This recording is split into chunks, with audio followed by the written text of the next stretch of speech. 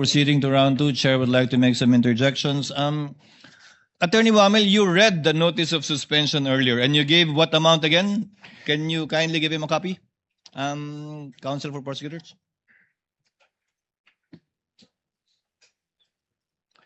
Uy, Anika, yun meantime. Sa payment of rewards po, yung total is 59,787,000 pesos po. You're referring to page 1 of the December 13 notice of suspension that you prepared. Yes po, Your Honor. Can you total it again for me, please, sir?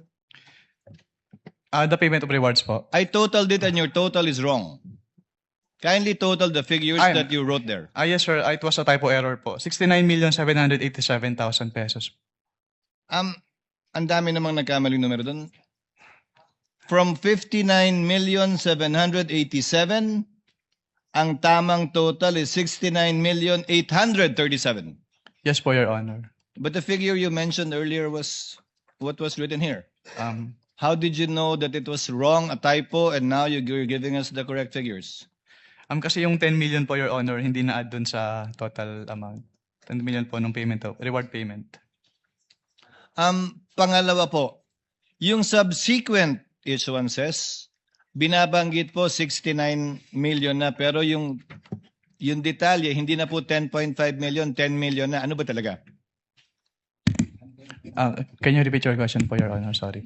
Nakalagay po dyan 10.5 million, 10.05 million. Hindi po ba yung rewards? Yung Yes, reward po. payment? Yung Yes, po. subsequent documents issued by COA already refer to it as only 10 million. Anong pagkakaiba yun?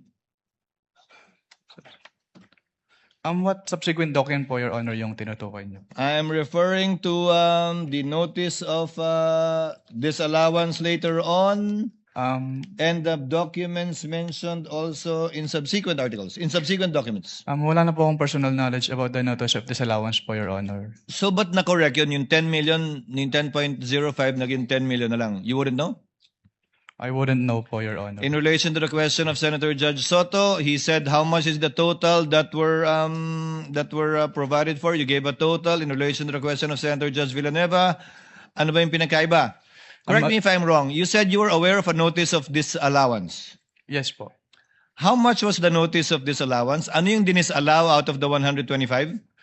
Sa pagkakalala ko, around 73 million pesos po, Your Honor. So out of 125 million, 73 million lang yung finally dinisallow ng COA dun sa notice of disallowance. Yung balance, inokay niya. Ang makakasagot po niya, Your Honor, yung next witness po. No, if you're familiar with the notices of disallowance, you testified, Attorney Wamel, that AOM, notice of suspension, notice of disallowance. So sa dulo, pag iba na yung amount na nakalagay doon, marami nagtanong kanina, yung dinisallow lang ultimately is only 73.287 million. Posibleng magbago talaga yun, di ba? Yes po, Your Honor. So yung AOM mo, yung kabuuan ng 125, yung AOM mo pangalawa, kabuuan ng 125, yung notice of disallowance mo, ay notice of suspension mo, kabuuan ng 125, pero posibleng iba na ang amount ng notice of disallowance rather. Yes po. Depending on the evaluation po kasi yun nung nag-audit po. Now, one final question for this round as well. Let's focus on the failure to liquidate and notice of demand. Yung AOM po ba may failure to liquidate na at notice of demand na? Wala pa. I'm citing paragraph 8.3 of the IJMC. Kapag AOM po kasi, Yes or no? wala pa po. Yun po, yung AOM po kasi yung parang kinukonsider namin as demand po, Your Honor. So, saan po nakalagay sa AOM na may demand kayo? Kasi ni-require po namin sila na to comply with the submission po of the documents. Attorney Wamil, there is a big difference because your notice of suspension, does it include the demand? Pardon, Your Honor. Does the notice of suspension include a demand to pay? Wala pa po, Your Honor. Isn't it correct na nandun lang sa notice of disallowance yun? Based on the joint circular po, doon Yes. po ni-require po na mag-restitute.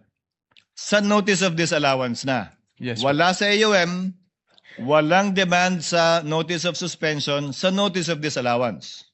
The demand to pay po. Yes, Yes. Your Honor. So, when will the presumption come in? Under paragraph 8.3.